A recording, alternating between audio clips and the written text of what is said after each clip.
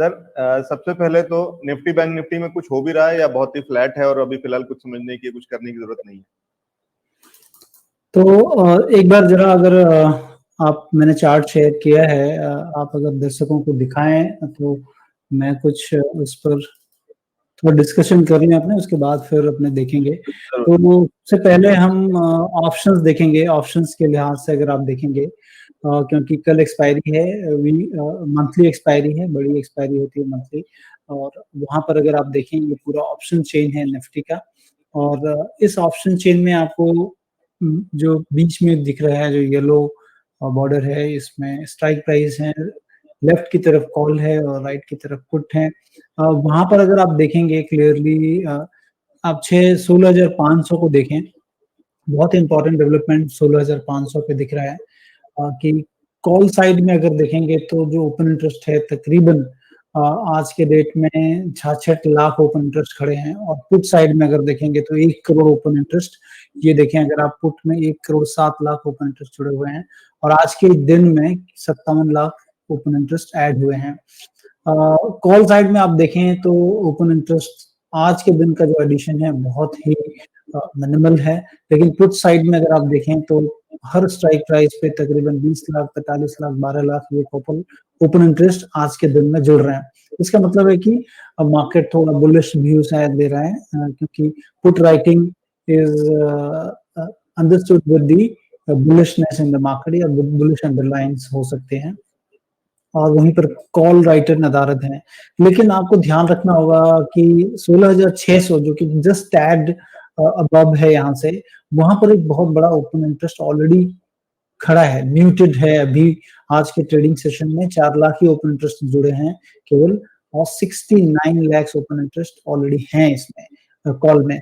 इसका मतलब है कि 16,600 के आसपास या 16,650 ये एक्सपायरी के ऊपर के दायरे आपको मिल सकते हैं, जहां पर कि स्ट्रॉन्ग रेजिस्टेंस होंगे, और निचले स्तरों पे जो कि डिफेंड करेगा 16,500, क्योंकि यहाँ पर ओपन इंटरेस्ट काफी खड़े हो रहे हैं, और ये आपको तकरीबन 16,450 से लेकर 16,430 ये लेवल आपको बहुत ही इंपॉर्टेंट, मतलब आपके सामने जो आज से लेकर कल तक के जो दायरे हैं, नीचे 16,450 मोटे तौर पे देखें, और ऊपर 16,650 के आसपास के दायरे मिलेंगे। तो इस दायरे के अंदर मतलब मोटा मोटी 200 पॉइंट के दायरे हैं, जिसमें कि मार्केट एक्सपायरी शायद एक्सपेक्ट कर रहा है, उसके लिहाज से ऑप्शंस पेग्ड हैं। चलिए अब हम देखते हैं कि किस तरह से निफ्टी के चार्ट दिख रहे हैं। तो निफ्टी के चार्ट में अगर आप देखें तो बढ़ने के बाद गिरा है मार्केट, और सपोर्ट ले रहा है अपने, कहने की कॉन्फ्लुएंस ऑफ जो सपोर्ट्स है, जिसमें कि मूविंग एवरेजेस के सपोर्ट हैं, वो है, और मूविंग एवरेज में तकरीबन 100 डे मूविंग एवरेज के आसपास सपोर्ट लेकर मार्केट जस्ट ऊपर है।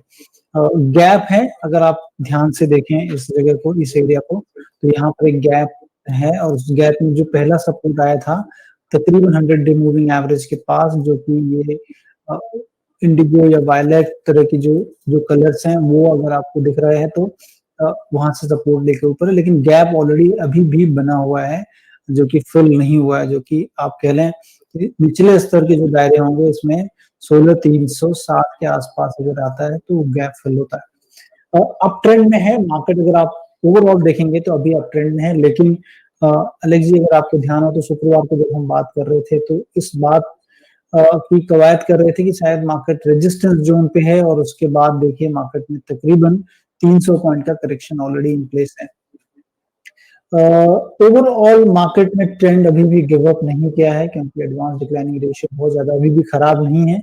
केवल और केवल चिंता है कि यूएस मार्केट से क्या खबर आएगी, कल जो है वहां से क्या खबर आने वाली है, उसको लेकर मार्केट थोड़ा सहमा हुआ है।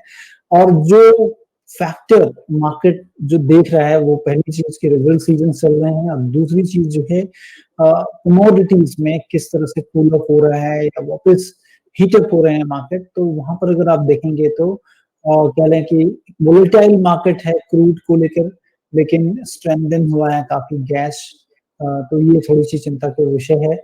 और डॉलर जो है वो गिव अप नहीं कर रहा है। At any point in time dollar में कोई भी तरह से कह लें कि कमजोरी नहीं देखने को मिली है at least in Indian context USD INR जो पेयर है।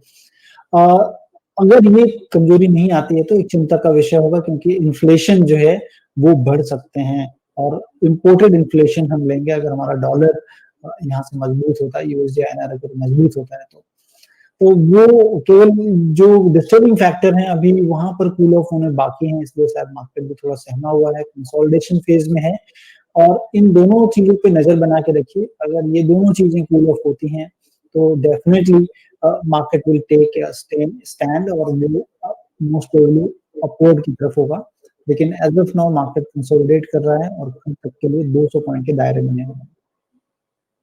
जी ठीक है, तो ये मार्केट का पूरा बढ़िया तरीके से एनालिसिस। सर बस एक लाइन और ऐड करना या पूछना चाहूंगा आपसे कि अगर आप वो भी जोड़ दें कि निफ्टी और बैंक निफ्टी के जो डेटा में और उसमें जो एनालिसिस में कहीं कुछ डिफरेंस है या बहुत ना के बराबर डिफरेंस है? देखिए, अगर बैंक निफ्टी के डेटा को ही हम अगर देखते हैं कि बैंक निफ्टी में किस तरह से डेटा दिख रहे हैं तो देखिए 36,585 है बैंक निफ्टी अभी और 36,600 जो कि नियरेस्ट ओपन इंटरेस्ट हैं। आप यहाँ पर भी देखेंगे तो कॉल साइड में जो डेटा है वहां पर सिमिलर मैंने in similar fashion with Nifty additions short में कम हो रहे हैं और पुट में शॉर्ट में ज्यादा एडिशंस हैं compare to the call. Again same चीज रीइंफोर्स कर रहा है कि शायद यहाँ पर तेजी की तरफ लोग ज्यादा बेट कर रहे हैं। अब जहां पर ज्यादा ओवाई कॉन्सेंट्रेशन है उस जगह को हमेशा ध्यान रखना चाहिए। जैसे कि पुट में अगर देखें तो 36,500 के पास काफी बड़ा ओवाई कॉन्सेंट्रेशन है। आज के दिन ही 20 लाख ओपन इंटरेस्ट जुड़े हुए हैं, 40 लाख ओपन इंटरेस्ट टोटल हैं, तो इसका मतलब है कि 36,500 के जो है मार्केट काफी ज्यादा स्ट्रॉन्ग होगा। 36,500 पे एग्जैक्टली नहीं होगा क्योंकि अगर जिन्होंने भी पुट बेचा होगा वो जितना भी प्राइस पॉइंट को गल्प किए होंगे वो प्राइस पॉइंट तक मार्केट जो है उनके लिए जो उनकी टेनेसिटी होगी वो होगा। तो तकरीबन समझिए 200 से 250 पॉइंट और नीचे फ्रॉम हियर करंट लेवल से वो सपोर्ट ऑप्शंस में आने को दिख रहे हैं। दूसरी तरफ अगर आप देखें तो कॉल में जो ओआई कंसंट्रेशन है वो 36,600 से लेके 36,700 के बीच में है और उसके बाद अगर दिखता है तो अब 36,900 के आसपास 37,000 के आसपास है जहां पर भी बड़ा ओआई कंसंट्रेशन है। तो मुझे लग रहा है कि शायद मार्केट जो है एक बहुत ही शॉर्ट रेंज में रहने की तरफ इंडिकेशन दे रहे हैं।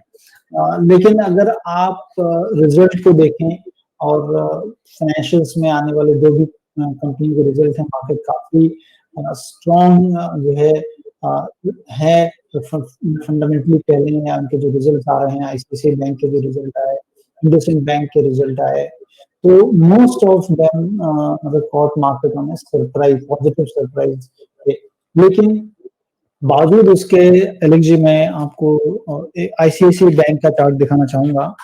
देखिए इतना बढ़िया रिजल्ट देने के बाद इस स्टॉक में जिस तरह से जिस दिन रिजल्ट आया उसके पास में आप अगर देखेंगे तो ये ग्रे स्टोन डोजी जिसे हम बोलते हैं कि वो बना दिया। मतलब मार्केट ऑलरेडी शायद इस चीज को जानता होगा जिसके कारण से 670 का आईसीआईसीआई बैंक 810 या कह लें कि 817-18 तक बिक गया।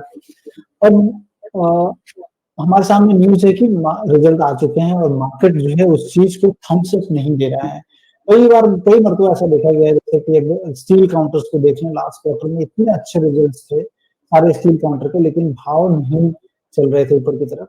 सिमिलरली अब बैंक्स में अगर इतना अच्छा रिजल्ट आने के बाद और आईसीआईसीआई बैंक में अगर मैं बता दूं कि जो लीडरशिप पोजीशंस हैं एचडीएफसी बैंक की परफॉर्मेंस उससे काफी उम्दा है आईसीआईसीआई बैंक की। मतलब जो लीडरशिप की तरफ जैसे कि आप एचडीएफसी बैंक को देख रहे हो शायद उसकी पोजीशंस लेने के एज पे है आईसीआईसीआई बैंक और एक तरह से मार्केट को या बैंक निफ्टी का आईना भी कह रहे हैं और वो थमा सा दिख रहा है इतने अच्छे रिजल्ट के बावजूद। तो मुझे लगता है कि मार्केट शायद कहीं ना कहीं शायद करेक्शन खोज रहा हो इसलिए होगा। अदरवाइज ये जो ग्रे स्टोन डोजी है, ग्रे स्टोन डोजी का मतलब है कि एक तरह से बुल को ग्रेव में दबा दिया गया हो और उनको बोला गया हो कि cool off for the time being. अभी शायद जो है कुछ प्रॉफिट बुकिंग आई है। तो ये थोड़ी सी चिंता का विषय है।